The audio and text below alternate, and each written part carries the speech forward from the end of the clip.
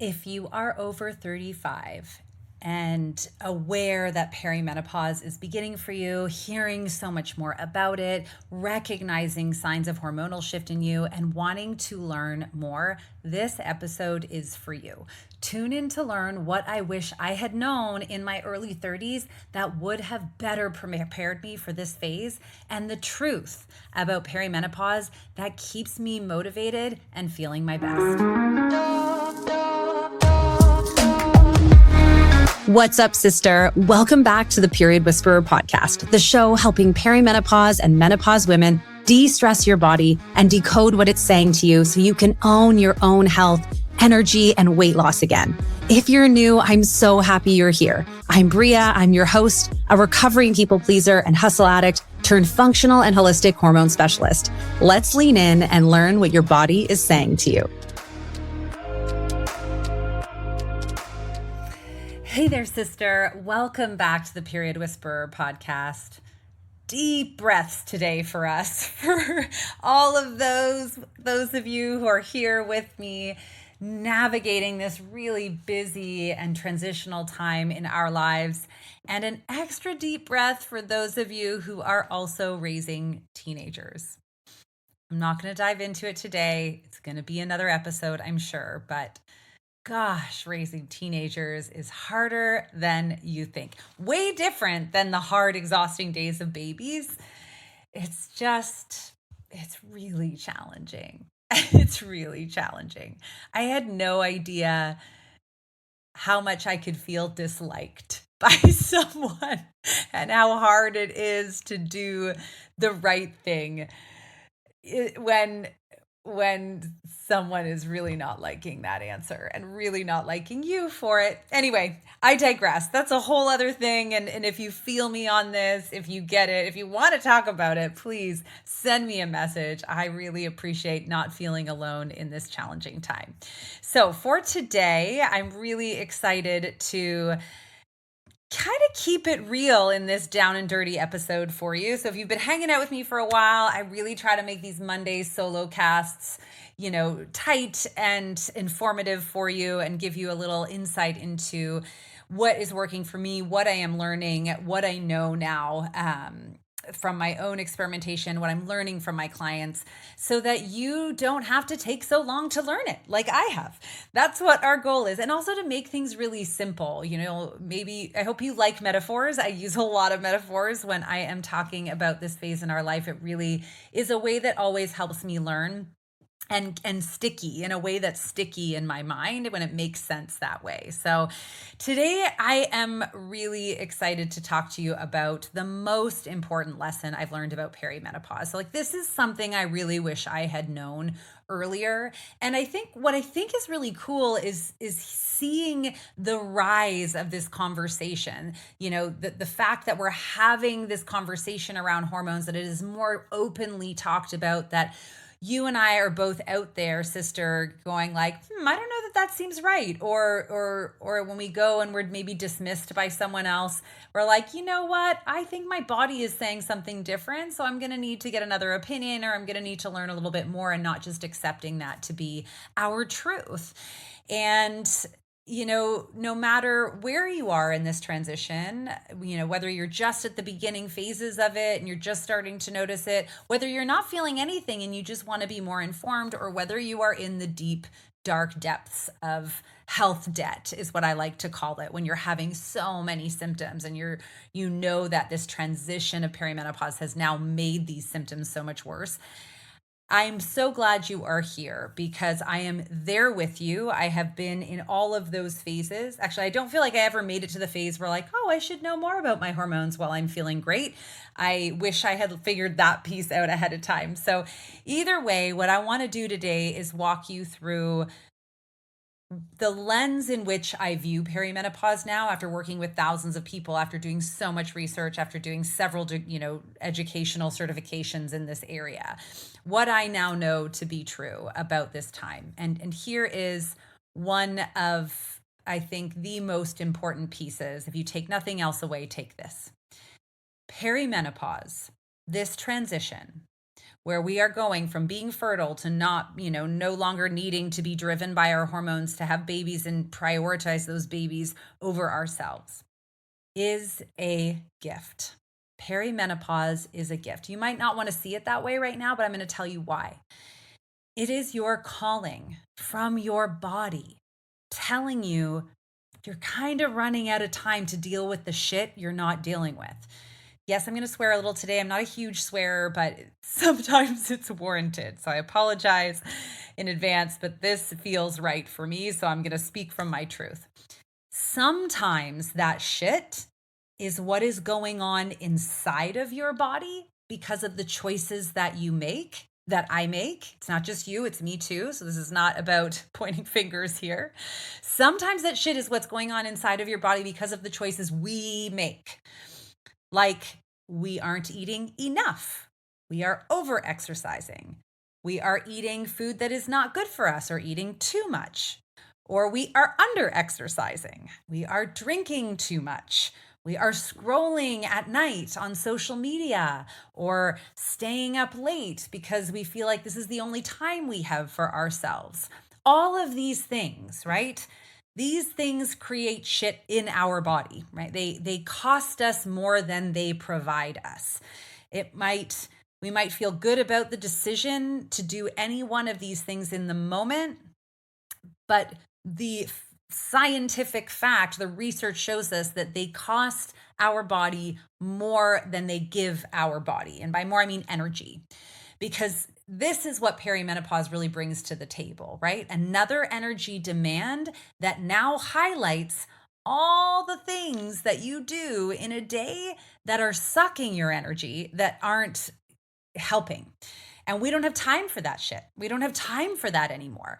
We have this transition to move through because this time in our lives, our late 30s, our 40s, our 50s, this is our time to make the changes that we need in order to have the best next 3 to 4 decades of our lives. I don't know about you, but I intend fully to live past 80. I'd really like to make it to 100, and I want to do it in a body that feels great because I have things to do. I have things to see. There is a great big world out there. I have things to accomplish. I have people to meet. I love connecting with people. It's something that just fuels my soul. Really, I find people so fascinating. So perimenopause is this gift. It's your calling. And sometimes the shit that it's highlighting for you are things that are going inside. And here's what I know about the things that are going inside, like the things that we are consciously putting inside of us. Here's what I know. These things are usually things that we know. We know they're not really great for us. If we're honest, if we have that moment where we look at ourselves eye to eye in the mirror, and you should do this, and we're honest with ourselves about it, we know that they're taking more than they're giving us. They might be like a short-term relief of something, but it's like a Band-Aid on a wound, right? They nag at us. They rob our energy.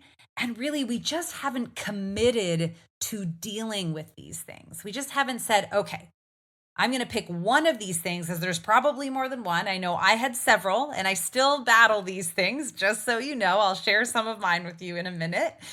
But they nag at us. They rob our energy. And we just need to pick one of these suckers and commit to getting it out of our life, to changing that thing, so that we can then pick up another thing and do that. Because it's sort of this game of inches, right? Like, I think of perimenopause for a lot of us is like death by 1,000 cuts. It's rarely just, it's not like, oh, yeah, your estrogen is just totally off and we're going to fix that and you're going to feel better. It's just not the case. More often than not, it is, what are the things, the habitual things that we are doing that are throwing off all the things? It's really almost impossible to have just one major thing off in your body that we can correct once we do some testing. Like, I have never, in all the lab work that I have done, there is never just one loss of function, including in myself. And the last time I did lab work, and I like to do lab work, I'm pretty committed to doing it every year to really understand the health and optimize the health in my body. But I've never, ever, ever seen just one thing. It's always multiple things because we're so connected. Okay, I'm getting off on a tangent here. But we use these things that we put inside of us that we know these are stressors and we know they're not ideal for us. We know they're costing us more than they're giving us. We use them as comfort or to escape or to numb, or at least that's what I do.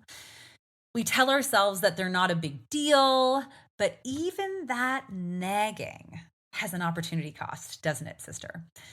The fact that you are awake, thinking about this, the fact that you're aware of this and you're saying, yes, she's right, I know this, and I know some of you are, that takes up space in our brain and it creates this feeling of like, ugh, I know I can be better than this. Ugh, I know I can do better than this. Ugh, why am I doing this? Right? So then that takes up space in our brain, which takes up energy in our body.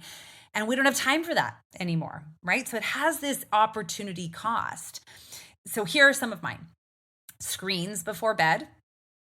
These things creep in. Even if I kick them for a while, sometimes they creep in. So these are things that I have either kicked or I am working on kicking or seem to try to come back in order for me to kick again and again and again.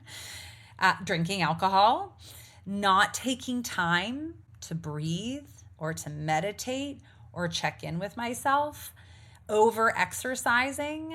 It's like without a doubt, every single month I hit a point in the month where I'm like, oh my gosh, my body's so sore. Like I'm so exhausted. And I'm trying to push myself through a workout. And I'm like, whoa, whoa, whoa, whoa, whoa, whoa, whoa, whoa. I know better than this, but it still comes and kind of gets at me.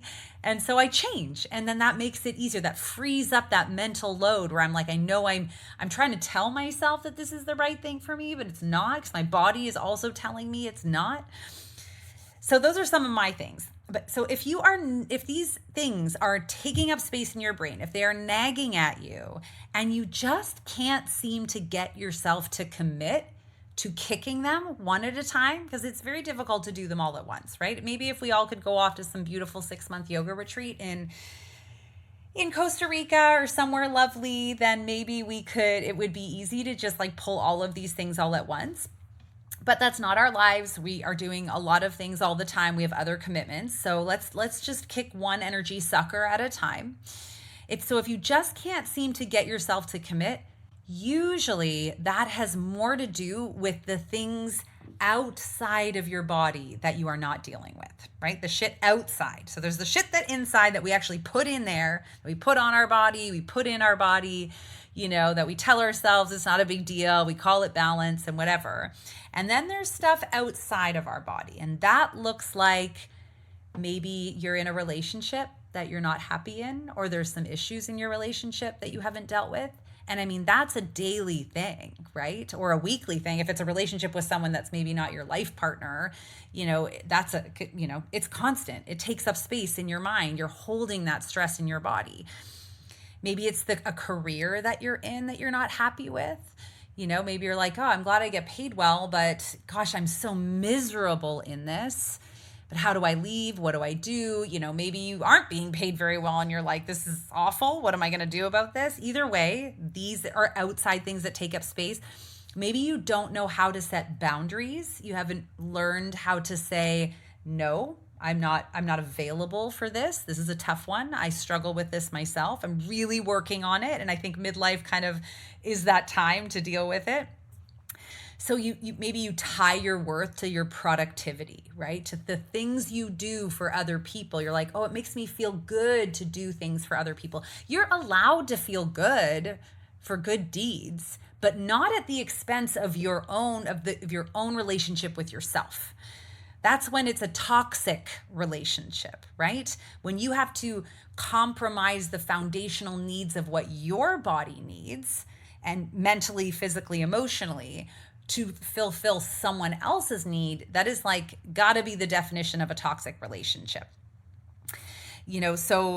Or maybe you tie your worth to your productivity in your career.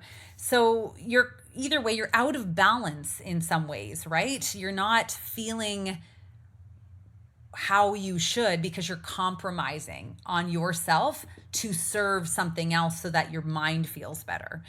And this is the shit that comes up and we get really aware of. And perimenopause kind of comes in to make us so uncomfortable that we have to make this change.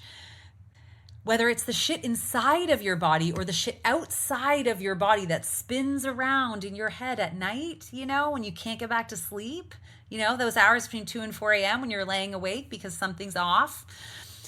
Either way, these inside things and outside things are tied together. So if you need to change things outside of you and you don't, it's going to impact the inside of you, right? Building up stress, causing you to reach for those habits that are taking more than they're giving you, that are, in search of comfort, in search of numbing, that kind of thing, to make those uncomfortable feelings go away because you don't want to deal with them. If you need to change the things on the inside of you and you don't, it is going to impact the outside of you. As your body breaks down further and you lose more function in your body, like as that loss of function increases, more symptoms are going to arise, like poor sleep, like worse periods, like bad energy, like low libido, like weight gain. So now it's going to impact your self-esteem, your capacity for patience and understanding, your clarity of mind and motivation in your career. It's going to impact your relationship. So they're inevitably, inextricably connected, the inside and the outside, the shit that we're not supposed to be doing or that we are needing to change and we're not changing, we're avoiding. End of story. That's what this comes down to. Brene Brown, who I love, talks about this. She has this article called The Midlife Unraveling. You could just Google it. Brene Brown, The Midlife Unraveling. It's so beautifully written. I read it several years ago and I was like, oh my gosh, is this ever true? It's really when the universe comes in and grabs you by the shoulders and shakes you and says, this is your time to be so uncomfortable that you choose to change.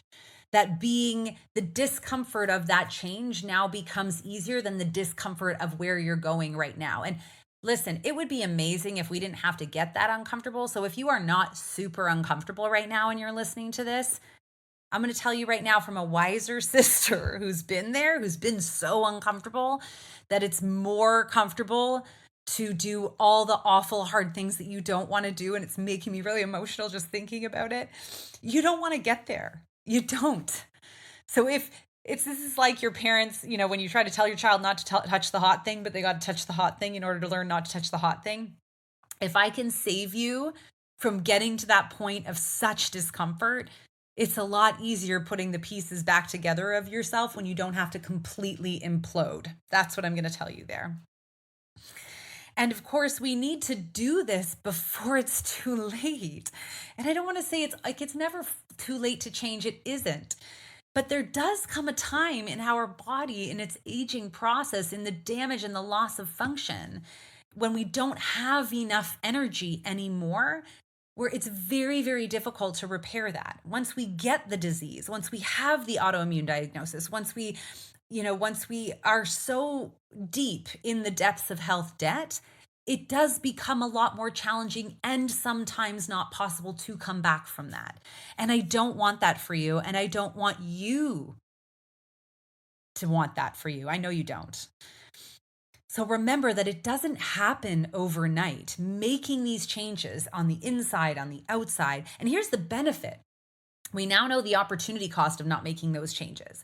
When you make the changes for the things, when you stop doing the things that you know are robbing more of your energy, so then therefore, and here's the science real quick for you. Whenever we consume something that takes more than it gives, it creates stress in the body. Whenever stress is elevated in the body, hormone production is inhibited.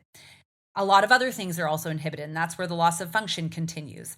But this alone for perimenopause women is really important to understand, that whenever we choose those things, so that means when you stop choosing those things, when you choose not those things, that you are now going to have better hormones production, better metabolization of those hormones, better absorption of those hormones, which creates more energy for you, more bandwidth for you to have more patience, have more libido, have more clarity at work, which now puts you on that winning compound effect cycle of, Oh, I had a good day. Oh, I'm feeling better. Oh my gosh, I got recognized for that because I'm actually performing better and I feel better about myself, right?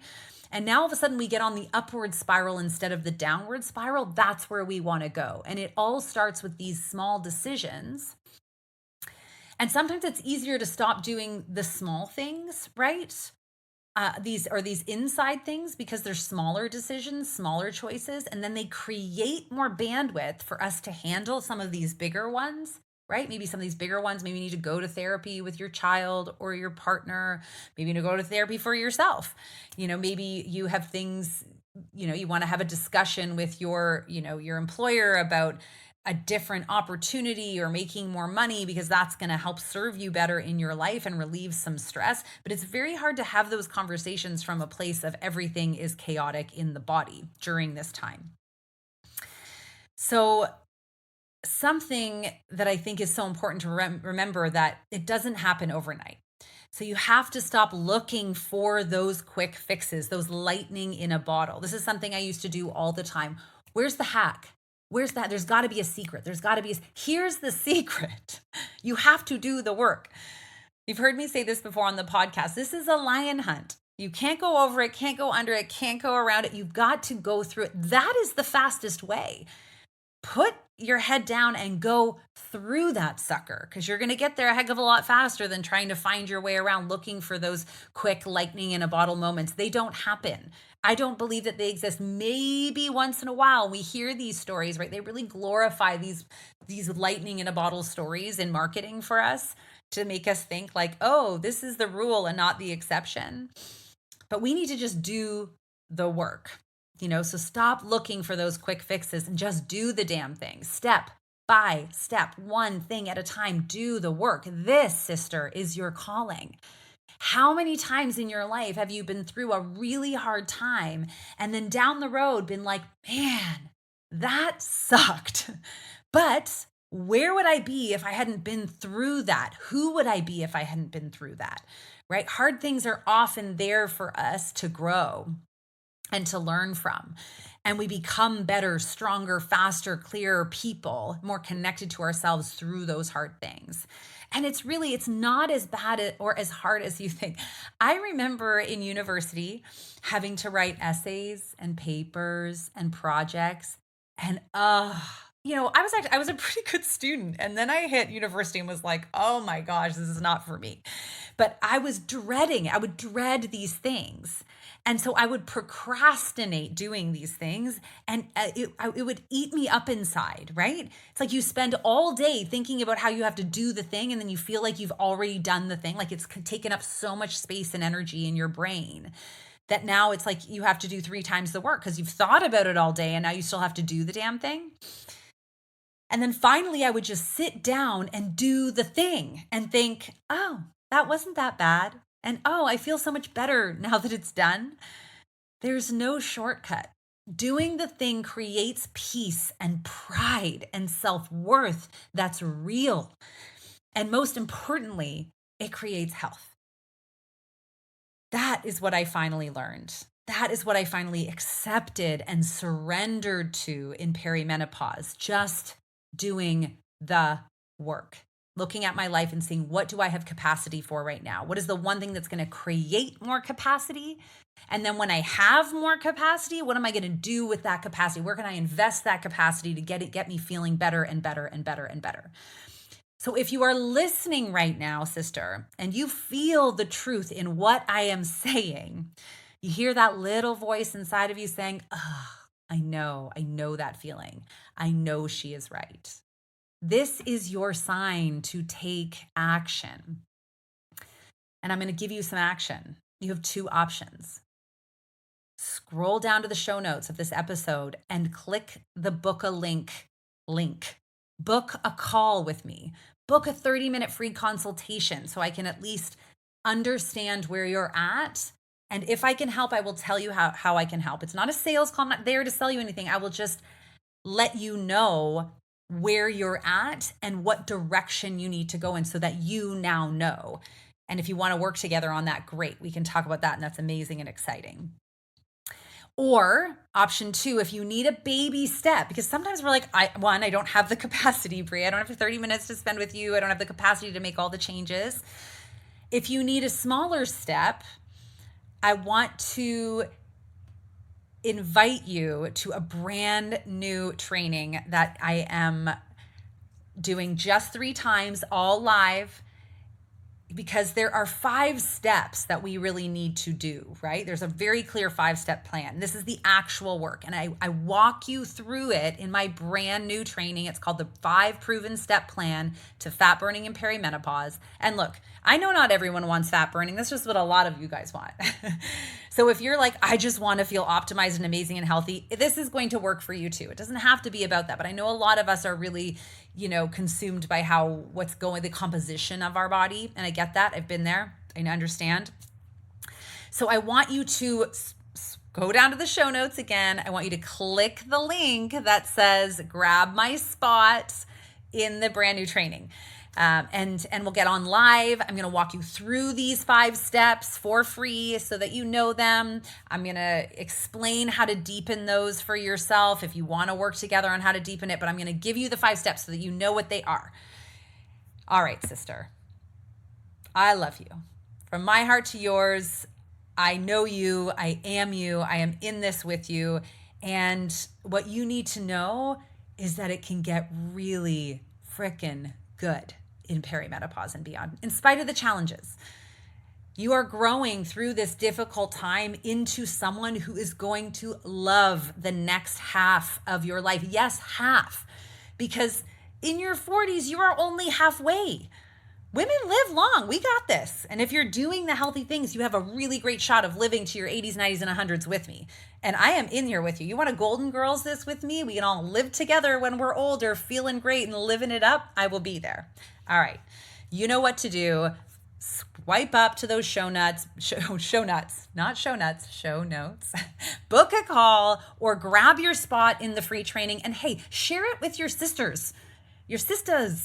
Tell them to get on the training, get on it together so you can learn and talk about it together so you can continue the conversation. Most importantly, sister, go out, be more in your life and not just less on a scale. We'll catch you in the next episode. Thank you so much for joining me on the Period Whisperer podcast. If you liked this episode, take 30 seconds right now to write a review on iTunes and then reach out to me directly on Instagram at Bria_period_whisperer and message me there with a screenshot of your review. As a thank you, I will give you a customized free hormone audit to get you on your way to the best health of your life in midlife.